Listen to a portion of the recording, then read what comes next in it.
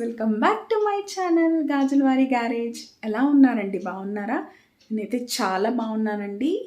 ఈరోజు నేను మళ్ళీ మీతో ఒక మంచి బ్లాగ్ షేర్ చేసుకుందామని వచ్చేసానండి. సో ఈరోజు నేను డైలీ రొటీన్ బ్లాగ్, నేను మార్నింగ్ ఇప్పుడు బాక్స్లోకి ఏం చేస్తాను, అలానే బ్రేక్ఫాస్ట్ ఏం చేస్తాను, సో ఈ మార్నింగ్ రొటీన్ బ్లాగ్ నేను మీతో షేర్ చేసుకుందాం అనుకుంటున్నాను. లాస్ట్ వరకు చూసేసి నచ్చితే లైక్ చేయండి, షేర్ చేయండి, అలానే సబ్స్క్రైబ్ చేసుకోండి.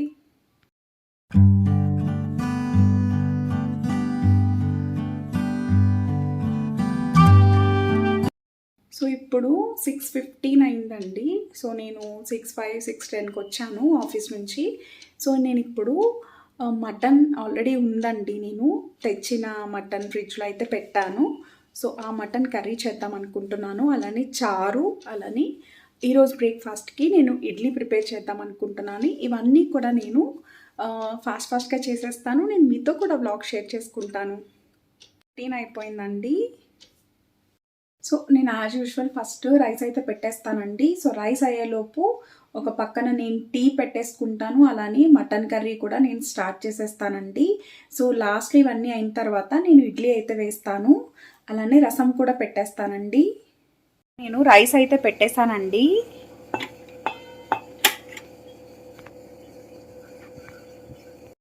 సో ఇక్కడ నేను మటన్ కర్రీ కోసం ఇక్కడ ఆనియన్స్ అండ్ చిల్లీ కూడా నేను ఫ్రై చేసేసుకుంటున్నానండి. సో మటన్ కర్రీ ఒక పక్కన నేను కుక్ చేసేసుకుంటున్నాను. అలానే ఒక పక్కన నేను టీ కూడా పెట్టేశానండి. సో రెండు ఒకసారి అయిపోతాయని చెప్పి ఇక్కడ నాకు ఆనియన్స్ అలానే చిల్లీస్ కూడా మొత్తం మగ్గిపోయాయండి. ఇప్పుడు అల్లం వెల్లుల్లి పేస్ట్ వేసుకుని అలానే మటన్ అవంతా కూడా వేసుకుని కుక్కర్ విజిల్ అయితే పెట్టేసుకోవాలి. సో నేను ఇక్కడ రసం కూడా రెడీ చేస్తున్నానండి. ఆయిల్ వేసి దాంట్లోకి ఆనియన్స్ని వేసి ఫ్రై చేస్తున్నాను. ఇప్పుడు తాలింపు పెట్టి దీంట్లోకి చింతపండు రసం అవన్నీ కూడా యాడ్ చేస్తాను. నాకు ఆనియన్స్ అన్నీ కూడా మగ్గిపోయాయండి. ఇప్పుడు మటన్ ముక్కలు కూడా వేసేస్తున్నాను. సో నాకు మటన్ విజిల్ పెట్టేశానంటే, కుక్కర్ విజిల్ పెట్టేస్తే మటన్ కర్రీ అయిపోతుందండి. సో ఒక పక్కన నేను రసం కూడా రెడీ చేసేస్తాను. అన్నం కూడా అయిపోయి వచ్చింది. సో ఇంకటి వచ్చి బ్రేక్ఫాస్ట్ ఒకటే నాకు ఉంటుందండి.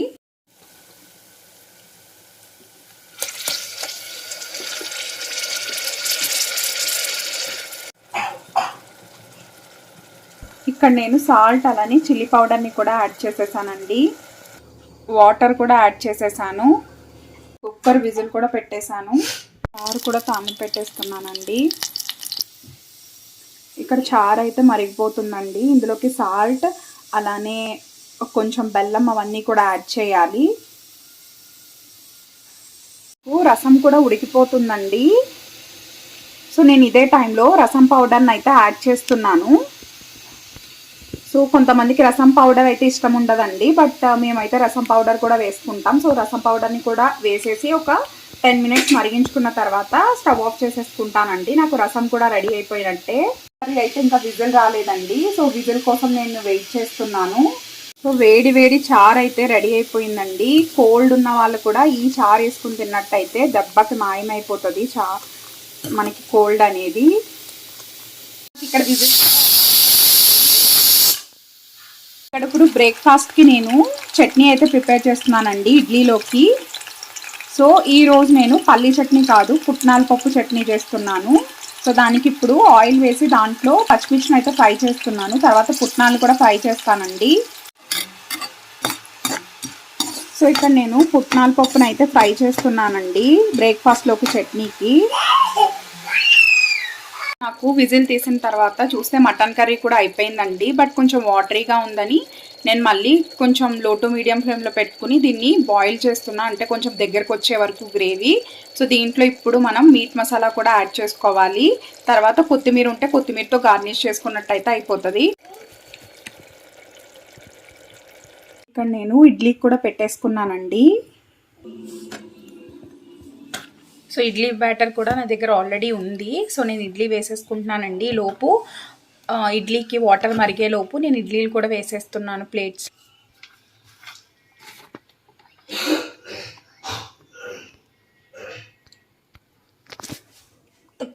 సో నాకు ఇక్కడ రైస్ కూడా అయిపోయిందండి. రైస్ అయితే పెట్టేశానండి. సో బాక్స్లో కర్రీ కూడా పెట్టేశానండి. ఇక్కడ ఇడ్లీ కూడా పెట్టేశానండి. పోయినాయండి. అంతేనండి, నేను చేసిన ఈ మార్నింగ్ బ్లాగ్ మీకు నచ్చిందని అనుకుంటున్నాను. నచ్చితే తప్పకుండా లైక్ చేయండి, షేర్ చేయండి, అలానే సబ్స్క్రైబ్ చేసుకోండి. Thank you so much for watching my videos.